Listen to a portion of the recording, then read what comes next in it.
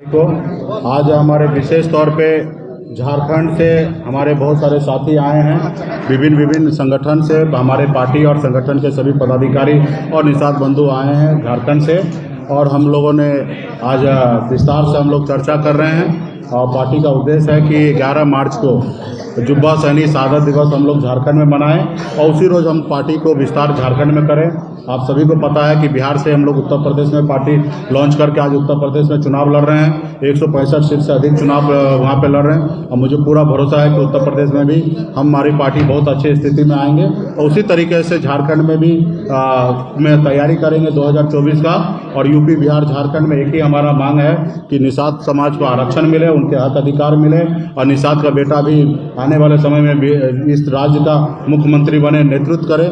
इस दिशा में हम लोग काम करें। तो 2024 की तैयारी करने के लिए झारखंड से आज हमारे साथी जो यहाँ पे उपस्थित हुए हैं और उस पर विचार करके और पार्टी लॉन्च करके मजबूती से 2024 की तैयारी हम लोग करेंगे।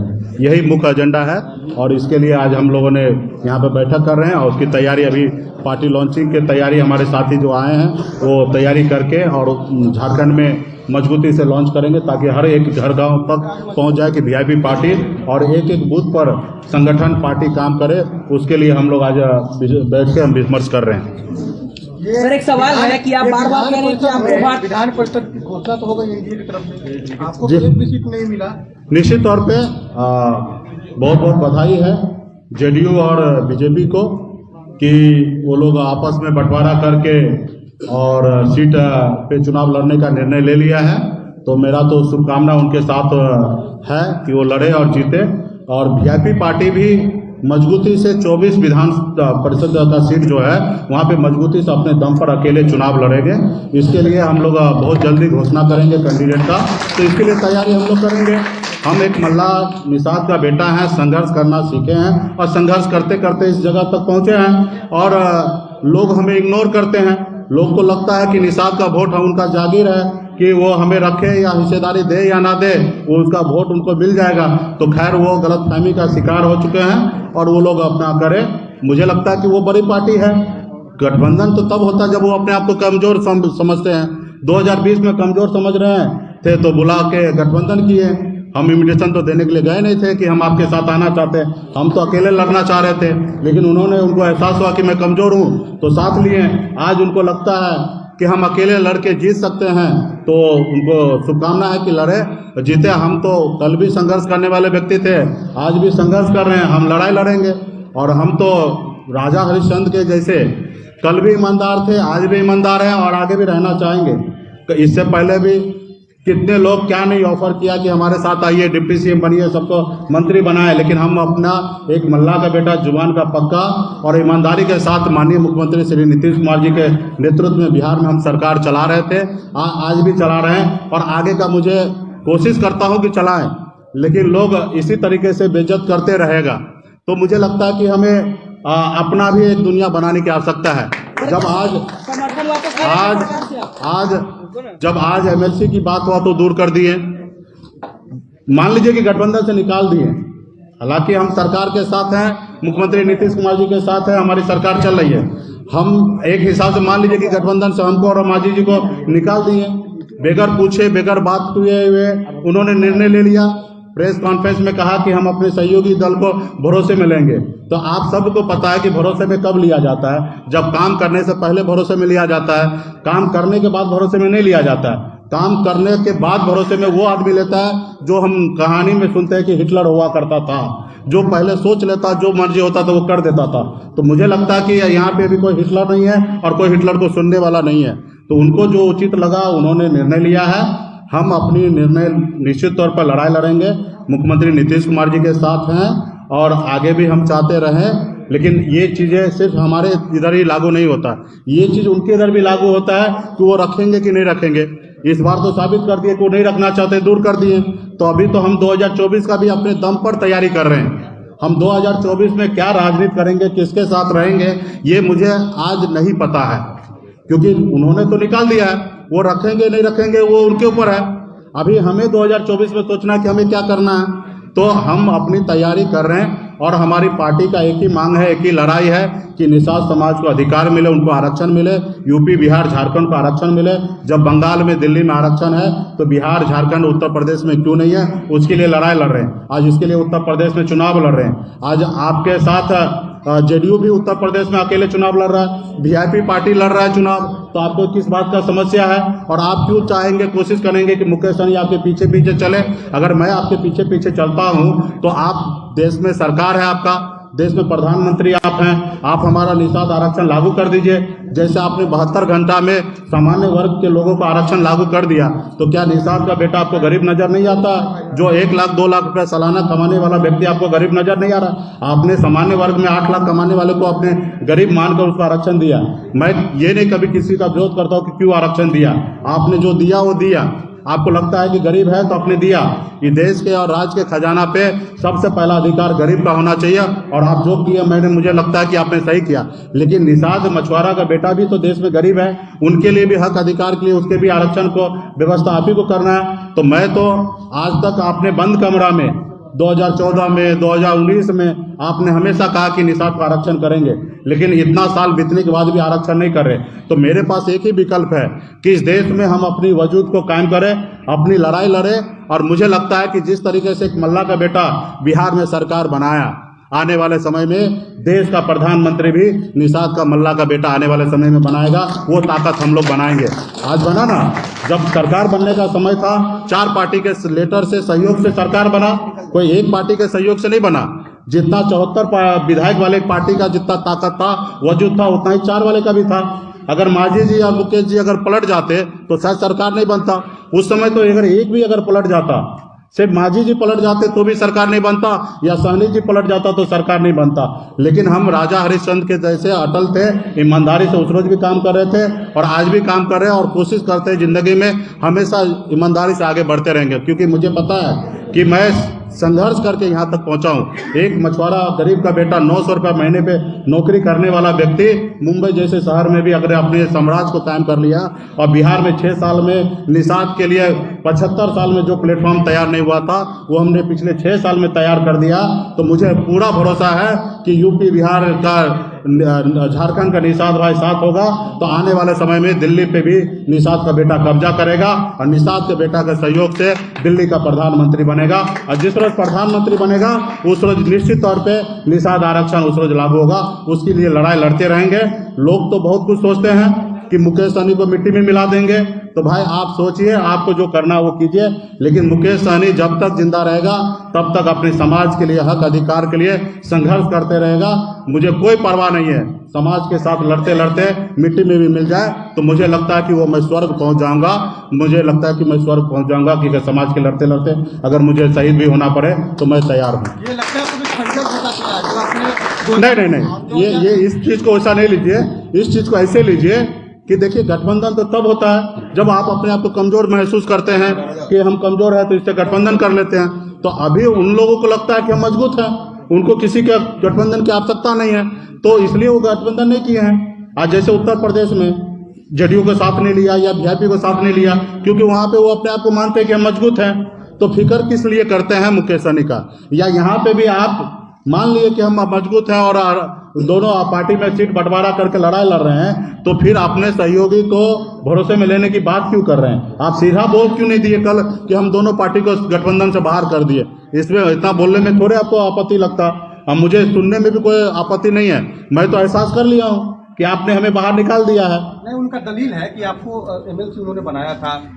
कोई मेहरबानी नहीं किया था, कोई व्यक्ति मेहरबानी नहीं किया था, ये मेरा अधिकार था। उन्होंने पूरा किया। मुझे ठीक है, पूरा कर दिया, आगे ना करें।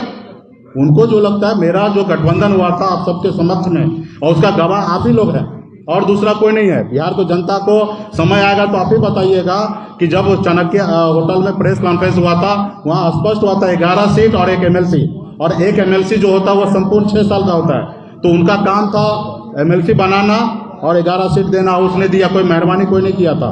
अगर 11 सीट पे उन्होंने हमको वोट दिया तो हमने 11 सीट के अलावा बाकी जगह पे उनको हमने वोट दिलाया, और कई ऐसे सीट को हमने जिताया है। तो गठबंधन तो यही होता है तो हमें आगे भी वो उनका अगर ईमानदार रहेंगे तो पूरा करेंगे, नहीं अगर रहेंगे तो ना करें, मुझे उसका परवाह कहाँ है। अगर उसका परवाह करते तो उत्तर प्रदेश में लड़बे करते हैं। तो हम लोग आज समाज के साथ हैं, मजबूती से हैं और आगे भी रहेंगे। जिसको जो अपना करना है वो करे, लड़े, जो करना है वो करे। सरकार से हम अपना समर्थन वापस लेंगे सर।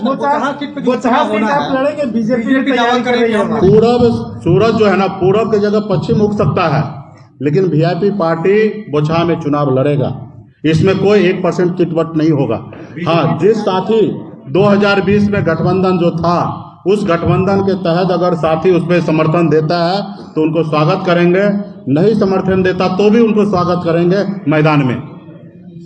स्पष्ट है। सरकार से समर्थन वापस लेंगे क्या? सरकार यहाँ पे माननीय मुख्यमंत्री नीतीश कुमार जी के नेतृत्व में सरकार चल रही है और मुख्यमंत्री जी के साथ में मजबूती से हूँ। मैं नहीं चाहूंगा कि हमारे किसी कारण बिहार में उथल पुथल हो, क्योंकि एक बार बिहार में चुनाव होने का मतलब है कई हजार करोड़ रुपया खर्चा, और मैं नहीं चाहूंगा कि कई हजार करोड़ रुपया खर्चा हो। यहाँ पे जो युवा से जो वादा किया गया कि 19 लाख युवा को रोजगार देना, तो मेरा फर्स्ट प्रायोरिटी होगा कि हमारे सरकार का जो मुखिया है श्री नीतीश कुमार जी, उन्होंने वादा किया कि 19 लाख युवा को रोजगार दे, तो मैं उनको सहयोगी के तौर पे साथ भी रहूं और 19 लाख युवा के रोजगार देने में उनको सहयोग करूं, और अगर कभी भूल जाए तो उसको याद भी दिलाऊं कि आप 19 लाख युवा को रोजगार देने का वादा किए, वो वादा पूरा कीजिए, क्योंकि मैं उसी लिए मैं आपके साथ हूं।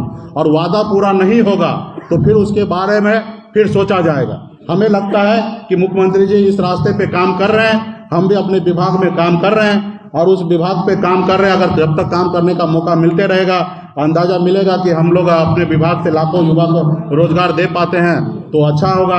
जब जिस रोज एहसास होगा कि हम रोजगार नहीं दे पाते और नहीं दिया जा रहा हमारी सरकार में, उस रोज सोचा जाएगा कि इस युवा के लिए क्या करना है। आप लालू और वैकल्पिक राजनीति ढूंढ रहे हैं क्या? नहीं, देखिए, हम तो अकेला चलने वाला व्यक्ति हैं, अकेले जन्म लिए हैं, अकेले संघर्ष करने वाले लोग हैं। हम तो सामान्य विचारधारा वाले लोग, 2 कदम हम चलेंगे, 2 कदम आप साथ दीजिए, हम आपको साथ देंगे, आप हमको साथ दीजिए। देश में गठबंधन की राजनीति हो गया तो इस तरीके से चल रहा है, तो जब समय समय की बात होगा, कभी दोस्त बनते हैं, कभी दुश्मन बनते हैं। कल तक बीजेपी का हम दोस्त हैं, कल उन्होंने हमको बाहर निकाल दिया तो आज हमको वो दुश्मन मान रहे हैं। और कल क्या होगा वो मुझे क्या मालूम है। तो के लोग कहते हैं कि वीआईपी के विधायक हमारे साथ हैं, तो वो भी कर ले ना, वो भी कर ले। अभी तो हमारे चुनाव आयोग पे वीआईपी का दिख रहा है, और वो अगर इस बात से अगर डरा रहा है तो मैं इससे कहाँ डरने वाला हूँ। कोई पार्टी विधायक के ऊपर नहीं चलता है, जनता और कार्यकर्ता के दम पे चलता है, उनके सपोर्टर पे चलता है। तो ये वीआईपी पार्टी इतना मजबूत विधायक के दम पे नहीं हुआ। विधायक तो हम दम पे मजबूत हो गए तब बना। हम संघर्ष करने के टाइम में हमारे पास कोई विधायक नहीं था, तो संघर्ष करने के टाइम में फिर नहीं रहेगा तो क्या फर्क गिरता है। फिर 2004 विधायक बनाया निषाद समाज ने, 2025 में 40 बनाएंगे, हो सकता है तो 130 भी बना सकता है, और अपने दम पर निषाद के बेटा को मुख्यमंत्री बना सकता है। थोड़े ऐसा है कि बिहार में निषाद के बेटा में वो काबिलियत नहीं है कि बिहार में मुख्यमंत्री नहीं बन सकता। इस बिहार का तो इतिहास है कि जिसको कुछ नहीं पता वो भी मुख्यमंत्री बने हैं। तो हमारे समाज में तो बहुत कुछ नॉलेज है। आज हम लोगों ने दुनिया जीतने वाले लोग हैं, तो हम लोग भी बिहार का नेतृत्व करेंगे। तो आने वाले समय में हमारी संघर्ष जारी रहेगा और संघर्ष करते रहेंगे, और 24 लोग विधानसभा परिषद का जो विधान परिषद का सीट है उस पर चुनाव मजबूती से लड़ेंगे। पति पारस को एक सीट दिया गया, आपको इग्नोर किया गया, मांझी जी को इग्नोर किया गया। हाँ, तो हमको तो लगता है कि उनको मजबूत समझे होंगे, मांझी जी को कमजोर समझ रहे हैं या साहनी जी को कमजोर समझ रहे हैं। तो हमको और मांझी जी को मान लीजिए कि गठबंधन से बाहर निकाल दिए, नहीं दिए, नहीं तो हम भी सरकार के साथ हैं। सर, खबर चल रही है, ठीक है, तो वो उनको जो वो निर्णय तो उन्हीं को लेना है, और वो जो निर्णय लेंगे अभिभावक उनका हम निर्णय का स्वागत करते हैं, वो जो निर्णय ले रहे हैं। लेकिन हम तो अपना निर्णय लेंगे ना।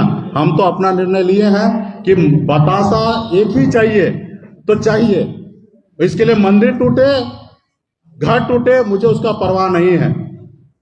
मैं लड़ूंगा, मेरा जो अधिकार है, अगर एक सुई बराबर भी, अगर नोक बराबर भी मेरा अधिकार बनता है तो मैं उसके लिए हमेशा जंग करने के लिए तैयार रहूंगा।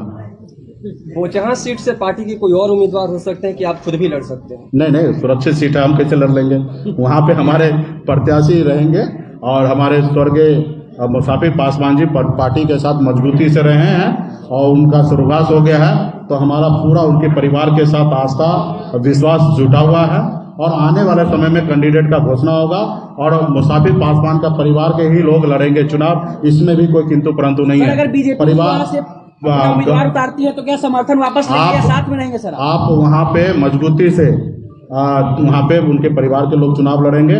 नाम क्या होगा वो समय पे हम चाहते हैं कि माननीय मुख्यमंत्री जी उसका नाम का घोषणा करें और समय आने पे आचार संहिता लगने पे वहाँ पे घोषणा होगा। वहाँ पे मजबूती से वीआईपी पार्टी चुनाव लड़ेगा।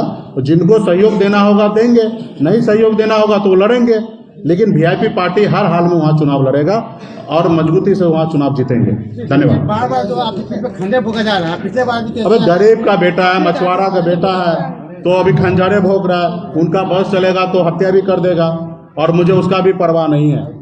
हम लड़ाई लड़ने वाले लोग हैं, लड़ेंगे। उनका सांसद ने कहा ना कि मिट्टी में मिला देंगे, तो हमने तो कहा कि मुझे ये कबूल है, आप समाज के लिए मैं लड़ाई लड़ने वाला हूँ, आप हमको मिट्टी में मिला दीजिए, मुझे कबूल है। लेकिन आपका योगी या मोदी जय नहीं बोलेंगे, जय तब बोलेंगे जिस रोज आप आरक्षण लागू कर दीजिएगा। और आरक्षण लागू नहीं होगा तो समय पड़ेगा तो मुर्दाबाद कहेंगे, चाहे वो देश का प्रधानमंत्री हो या कोई राज्य का मुख्यमंत्री हो। अगर हमारा काम नहीं करेगा तो हमारा समाज और हम उनको मुर्दाबाद बोलने के लिए भी स्वतंत्र हैं। धन्यवाद।